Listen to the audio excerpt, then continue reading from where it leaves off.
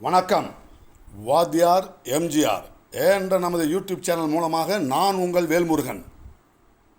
புரட்சித் தலைவர் பொன்மனச்செம்மல் எம்ஜிஆர் அவர்களுக்கு யார் கடிதம் எழுதினாலும் அந்த கடிதத்தினுடைய தன்மையை உணர்ந்து அதன் மீது உடனடியாக நடவடிக்கை எடுப்பதிலே புரட்சித் தலைவருக்கு இணை புரட்சித் தலைவர் மட்டும்தான். ஏற்கனவே திண்டிவனத்தைச் சேர்ந்த ஒரு இஸ்லாமிய தாய் அவருடைய வேண்டுகோளை, அவருடைய ஆசையை, அவருடைய நீண்ட நாள் கனவை புரட்சித் தலைவர் பொன்மனச்செம்மல் எம்ஜிஆர் அவர்கள் நிறைவேற்றிய அந்த நிகழ்வு குறித்து ஏற்கனவே பதிவிட்டிருந்தோம். இன்றைக்கு ஒரு முக்கிய பிரச்சனை அது புரட்சித் தலைவருடைய நாலேஜுக்கு வருது. அதற்கு எப்படி அவர் தீர்வு கண்டார் என்பதை இந்த காணொலியில் காண இருக்கின்றோம். புரட்சித் தலைவர் தமிழ்நாட்டின் முதலமைச்சராக பொறுப்பேற்றிருந்த சமயம் புரட்சித் தலைவருக்கு ஒரு கடிதம் வந்திருக்குதுங்க. கடிதத்தை படிக்கிறார். முகம் மாறுகிறது. கோபத்தின் உச்சிக்கு செல்கிறார்.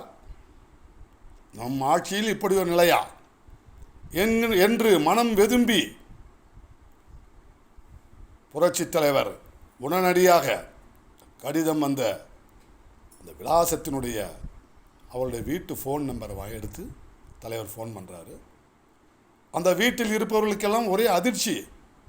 தமிழ்நாட்டின் முதலமைச்சர் புரட்சித் தலைவர் பொன்மனச்செம்மல் எம்ஜிஆர் பேசுகிறார் என்றதும் அவங்களுக்கெல்லாம் ஒன்றுமே கைகால் ஓடலிங்க.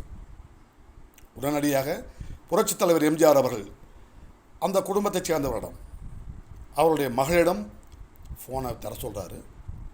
புரட்சித் தலைவர் அந்த மாணவியிடம் பேசுகிறார்.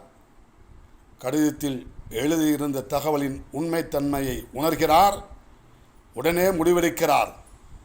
அப்படி அந்த கடிதத்தில் என்ன எழுதப்பட்டிருந்தது? தமிழக முதலமைச்சர் எம்ஜிஆர் அவர்களே, நானும் எனது சகோதரியும் தினந்தோறும் அரசு பேருந்திலே பயணம் செய்கிறோம்.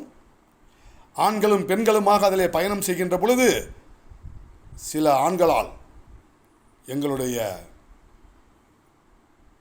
விரும்பத்தகாத சில செயல்கள் நடைபெறுகிறது. அது மட்டுமல்லாமல் நாங்கள் குறித்த நேரத்திலே பள்ளிக்கு செல்ல இயலவில்லை என்று அந்த கடிதத்தில் அந்த மாணவி எழுதியிருந்தார். புரட்சித் தலைவர் உடனடியாக அந்த மாணவியிடம் கூறினார், நாளை முதல் மகளிருக்கென்று தனி பேருந்து இயக்கப்படும்.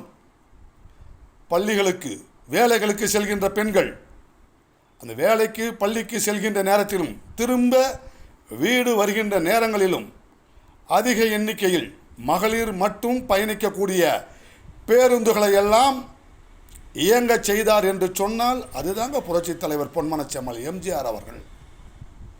ஒரு பள்ளிக்கூட மாணவி ஒரு முதலமைச்சருக்கு கடிதம் எழுதுகிறார் என்று சொன்னால் அதற்கு உடனடியாக தீர்வு கண்ட ஒரு ஒப்பற்ற முதலமைச்சர் தான் இதய தெய்வம் புரட்சித் தலைவர் பொன்மனச்செம்மல் எம்ஜிஆர் அவர்கள். ஏன் அதிமுகவுக்கு தமிழகத்தின் தாய்மார்கள் ஏகோபித்த ஆதரவை தருகிறார்கள் என்றால் இப்போ புரியுதா, தெரியுதா? அனைத்து இந்திய அண்ணா திராவிட முன்னேற்றக் கழகம் தமிழக தாய்மார்களுக்கான இயக்கம் என்பதை நாம் மறந்துவிட வேண்டாம். 2026 தேர்தலில் இதய தெய்வம் புரட்சித் தலைவர் பொன்மனச்செம்மல் எம்ஜிஆர், இதய தெய்வம் புரட்சித் தலைவி அம்மா அவர்களின் நல்ல ஆசியுடன் கழக பொதுச் செயலாளர் அண்ணன் எடப்பாடியார் தலைமையில் கழக அரசை அமைத்து காட்டுவோம் என்று கூறி விடைபெறுகிறேன். நன்றி, வணக்கம். வாழ்க தமிழ், வெல்லட்டும் தமிழ்.